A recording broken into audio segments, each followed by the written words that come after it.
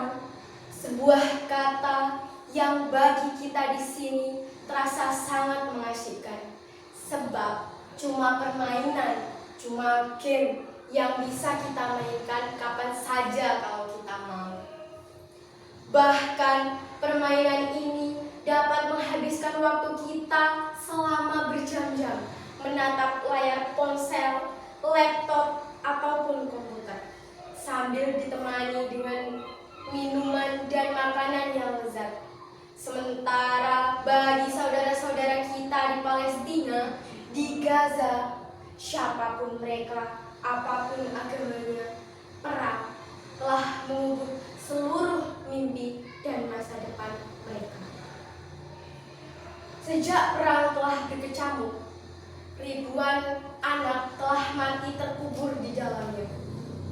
Orang-orang dewasa telah mengubah dunia ini menjadi sangat menakutkan dan penuh ancaman. Bahkan hingga ke dunia rekaan, dunia virtual, ancaman itu masih tak berakhir.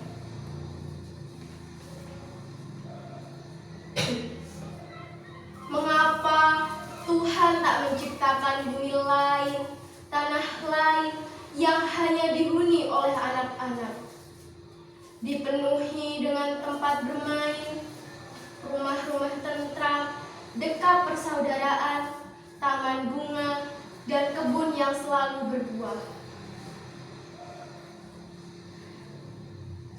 Tak mengapa jika Tuhan ingin menyertakan orang dewasa di dalamnya, asalkan hati mereka sudah dilimpahi dengan cinta, bukan angkara, amarah, atau kebencian terhadap sesama.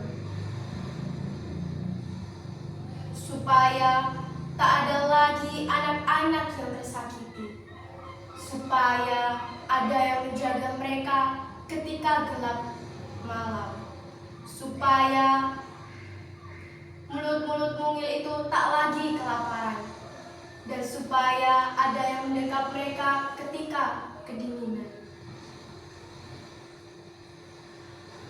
Aku mendapatkan perahu ini beberapa mil dari sini. Berhari-hari aku menyusuri pantai ini mencari sebuah perahu nelayan yang sudah tak terpakai lagi, dan memintanya untuk kugunakan mengangkat saung. Aku beruntung, Pak Nyoman, nelayan tua itu mendapatkan sebuah perahu baru dan memberikan perahu lamanya untukku. Dengan dibantu Pak Nyoman, aku menyusuri laut dangkal ini dengan menggunakan perahu itu hingga sampai ke tempat ini.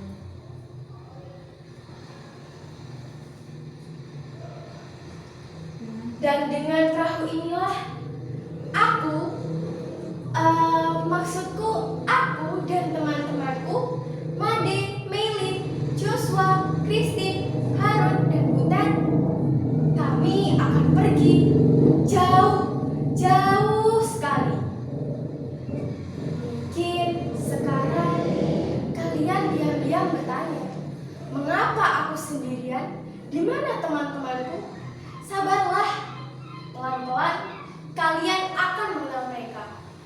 Mereka ada, tapi terkadang seolah mereka tak ada, atau mungkin dianggap tak pernah ada. Aku malahan turut prihatin karena tak berhasil menemukan kalian. Aku juga sempat mengunjungi alamat kalian satu-satu dan meninggalkan pesan, tapi tak ada satupun pesan dariku yang kalian balas.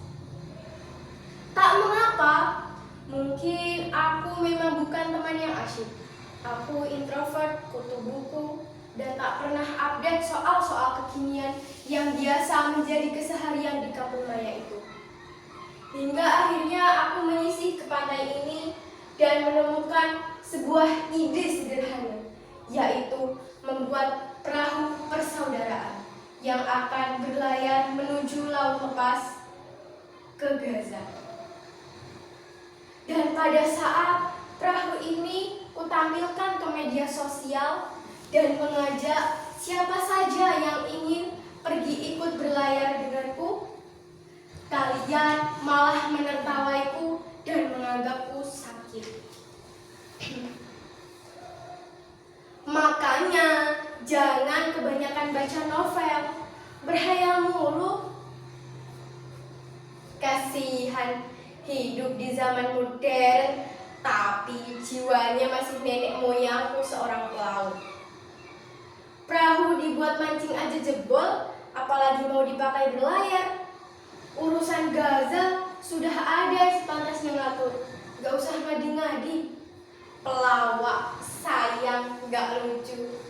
Ya begitulah kalian menanggapi ajakan itu. Aku hampir saja merasa gila dengan ideku ini.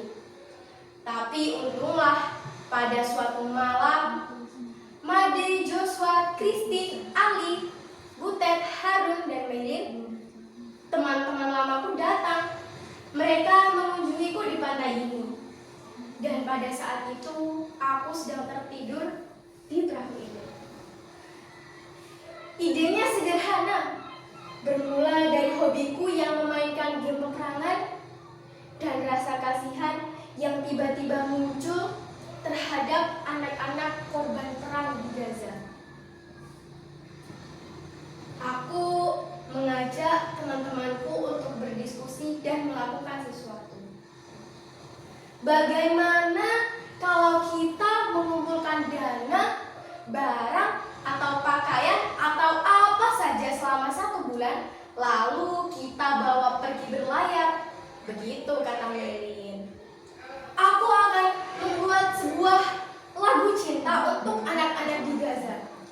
Lagu itu akan kita sebarluaskan ke seluruh akun media sosial, dan dari sana kita akan mendapatkan empati yang besar dan sejumlah uang untuk membantu Gaza.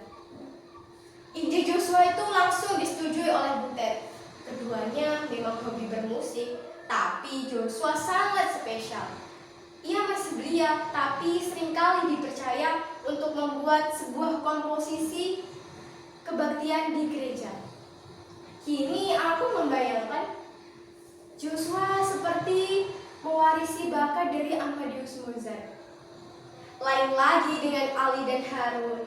Mereka mengajak kami untuk makan secukupnya dan tidak berfoya-foya sebagai rasa hormat dan maaf kami terhadap anak-anak yang kelaparan di Gaza.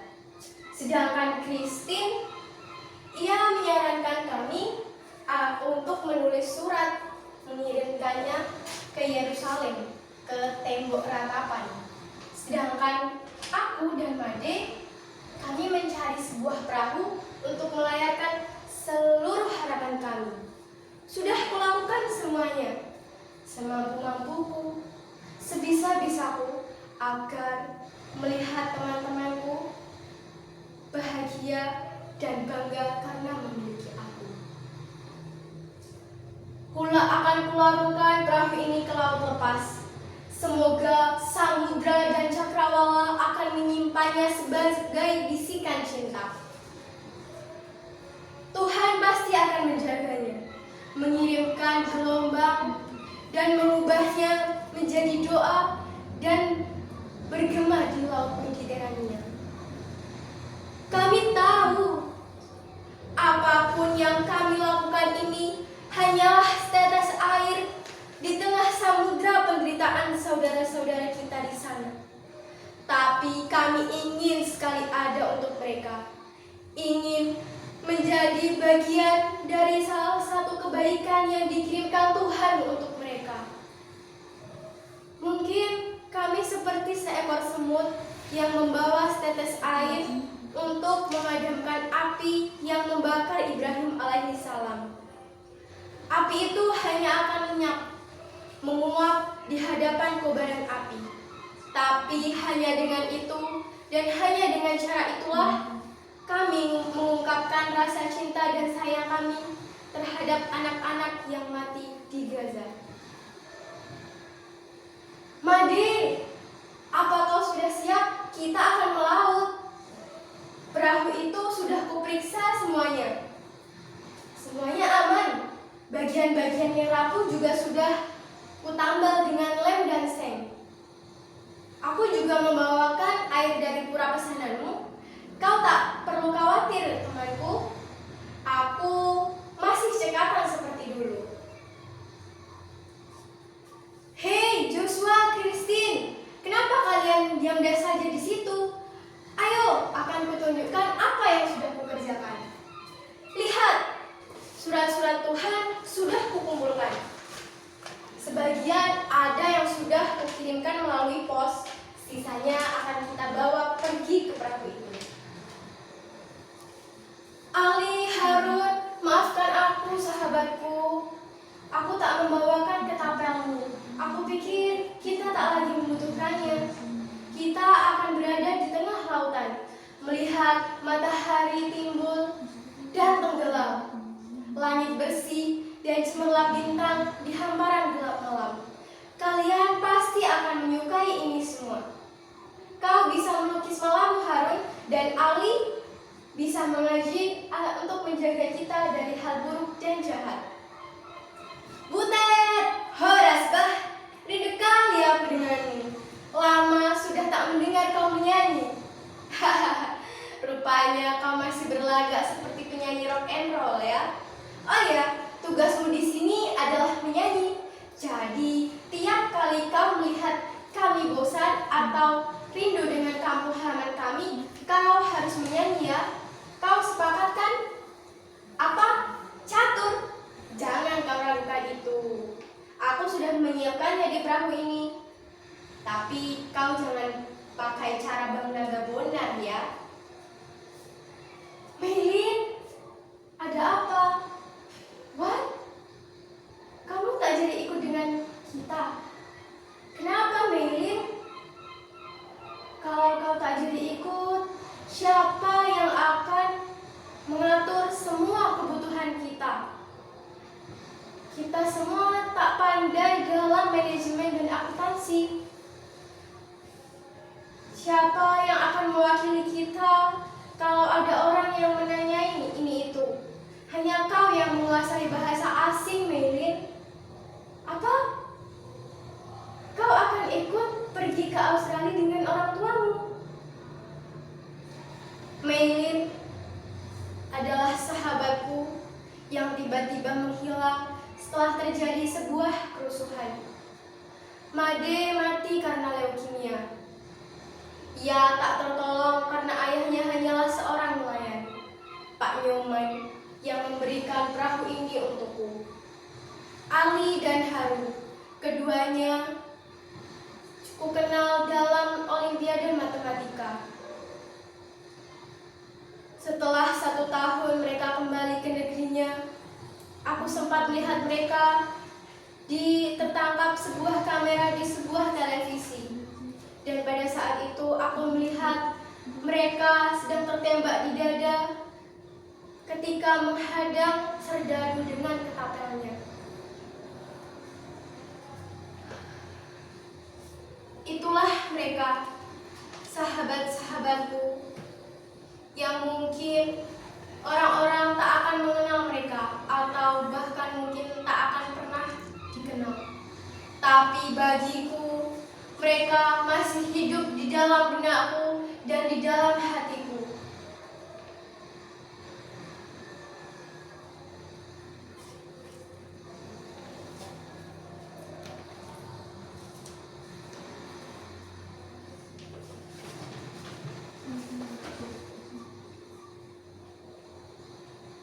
Tuhan, tolong kirimkan kedua tanganku ini ke Gaza agar aku bisa selalu memeluk saudara-saudaraku di sana.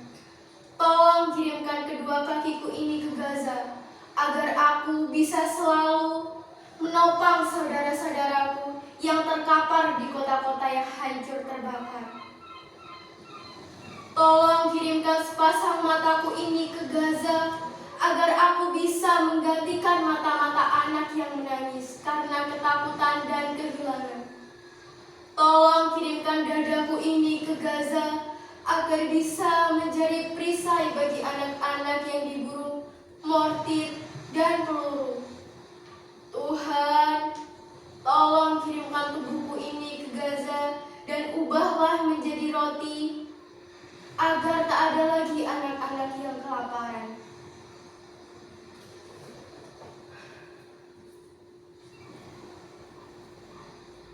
Apa? Kalian menanyakan namaku siapa? Namaku Nusantara.